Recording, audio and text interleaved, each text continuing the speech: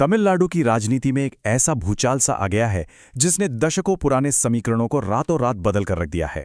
आज के इस विश्लेषण में हम देखेंगे कि कैसे सिनेमा के पर्दे से सीधे राजनीति के मैदान में उतरे थलपति विजय और दूसरी तरफ राहुल गांधी ने मिलकर एक ऐसा राजनीतिक दांव चलाया है जिसकी उम्मीद शायद ही किसी ने की थी। जी हां, कांग्रेस ने अपने लंबे समय के सहयोगी डीएमके का साथ छोड़कर विजय की नई पार्टी तमिलगा वेत्री कड़गम यानी टीवीके के साथ हाथ मिला लिया है। यह सिर्फ एक गठबंधन नहीं है, बल्कि सत्ता के पूरे नक्शे को फिर से बदलने की एक जबरदस्त तैयारी है। तो आज हम इस पूरी रणनीति को स्टेप बाय स्टेप डिकोड करेंगे। हम देखेंगे बदलता राजनीतिक परिदृश्य, सीटों के बंटवारे पर हुआ विवाद, इस नए गठबंधन की नींव, विधानसभा का गणित और भविष्य के बड़े चुनावी दांव। चलिए शुरू करते हैं। सबसे पहले बात करते हैं इस बदलते राजनीतिक माहौल की। आखिर कांग्रेस डीएमके से दूर क्यों जा रही है? जरा इस नंबर पर गौर कीजिए, 60। ये पूरी कहानी का सबसे अहम हिस्सा है। कांग्रेस ने इतना चौंकाने वाला फैसला क्यों लिया? क्योंकि टीवीके के साथ आने से कांग्रेस को लगभग 60 साल बाद राज्य की सरकार में सीधे तौर पर शामिल होने का एक बहुत ही दुर्लभ मौका मिल रहा है। इतने दशकों से कांग्रेस सिर्फ एक जूनियर पार्टनर बनकर रह गई थी, लेकिन अब विजय की पार्टी के उभार ने उनके लिए सत्ता में वापसी के नए रास्ते खोल दिए हैं। बेशक राजनीति में हर एक्शन का रिएक्शन होता है। कांग्रेस तो अपना प्रभाव फिर से जमाना चाहती है और बीजेपी को बाहर रखना चाहती है, लेकिन उनके पुराने सहयोगी डीएमके इससे बिल्कुल खुश नहीं है। उन्होंने इस अलगाव की कड़ी आलोचना की है और इसे सीधा एक धोखा करार दिया है। आप समझ सकते हैं कि इस फैसले ने राजनीतिक गलियारों में कितनी गर्माहट पैदा कर दी है। अब सवाल यह है कि आखिर बात बिगड़ी कहां? चलिए समझते हैं सीटों के बंटवारे के विवाद को। ये तुलना सारी स्थिति बिल्कुल साफ कर देती है। डीएमके ने कांग्रेस के सामने जो फाइनल ऑफर रखा था वो था सिर्फ 28 विधानसभा सीटें, एक राज्यसभा सीट और सबसे बड़ी बात, कोई मंत्री पद नहीं। अब जरा इसकी तुलना टीवीके के कथित प्रस्ताव से कीजिए। लगभग 60 विधानसभा सीटें और सरकार में एक बहुत ही महत्वपूर्ण भूमिका। गणित और सम्मान का यह फासला इतना बड़ा था कि कांग्रेस का टीवीके की तरफ झुकना बिल्कुल तय हो गया था। तो ये नया गठबंधन रातों रात कैसे बना? आइए देखते हैं। सच तो ये है कि ये सब अचानक नहीं हुआ। राहुल गांधी के करीबी सहयोगियों ने महीनों तक चुपचाप टीवीके के साथ संबंध मजबूत किए। इस टाइमलाइन को देखिए।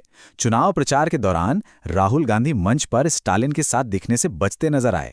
फिर नतीजे आते ही राहुल ने विजय को जीत की बधाई देने के लिए फोन किया और अंत में दिल्ली में कांग्रेस आलाकमान की बैठक हुई, जहां इस पूरी रणनीति पर फाइनल मोहर लग गई।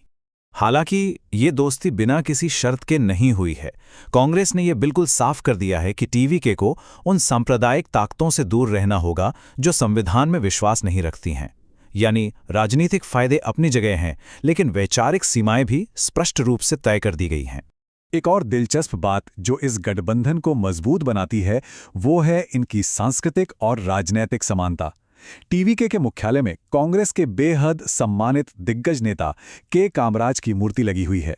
विजय के हमेशा से कांग्रेस नेताओं के साथ अच्छे संबंध रहे हैं, जिससे कांग्रेस को यह भरोसा है कि इस नई पार्टी में उन्हें वो सम्मान जरूर मिलेगा जिसकी वो उम्मीद कर रहे हैं। अब आते हैं सबसे अहम हिस्से पर। विधानसभा का असली नंबर्स गेम क्या है? इस गणित को ध्यान से समझिए। 234 सदस्यों वाली विधानसभा में बहुमत के लिए 118 सीटें चाहिए होती हैं। टीवीके के पास 108 सीटें हैं, जिसका मतलब है कि उन्हें 10 और विधायकों की जरूरत है। बस यहीं पर कांग्रेस की 5 सीटें इस पूरी शतरंज की बिसात का सबसे कीमती मोहरा बन जाती हैं। कांग्रेस के सपोर्ट के बिना बहुमत तक पहुंचना बहुत मुश्किल है। तो सरकार बनाने का ये फॉर्मूला कैसे काम करेगा? पहला कदम है कांग्रेस की 5 सीटों का समर्थन हासिल करना।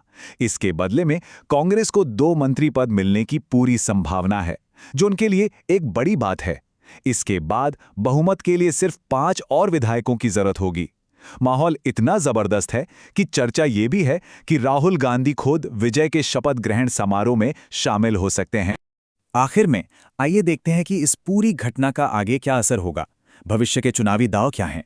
कांग्रेस के लिए बात सिर्फ एक राज्य की सत्ता तक सीमित नहीं है, उनका फोकस बहुत आगे का है। वे चाहते हैं कि ये साझेदारी आने वाले स्थानीय निकाय चुनावों तक जारी रहे। राज्य की सत्ता से बीजेपी को बाहर रखना दोनों ही पार्टियों का एक साझा लक्ष्य है। और सबसे बड़ी बात, ये 2029 के लोकसभा और राज्यसभा चुनावों के लिए एक मजबूत और एकजुट मोर्चा बनाने की एक बड़ी रणनीति का हिस्सा है। तो सोचने वाली बात यह है, क्या विजय की जबरदस्त लोकप्रियता और कांग्रेस की ये रणनीति 2029 के चुनावों में एक बड़ा गेम चेंजर साबित होगी?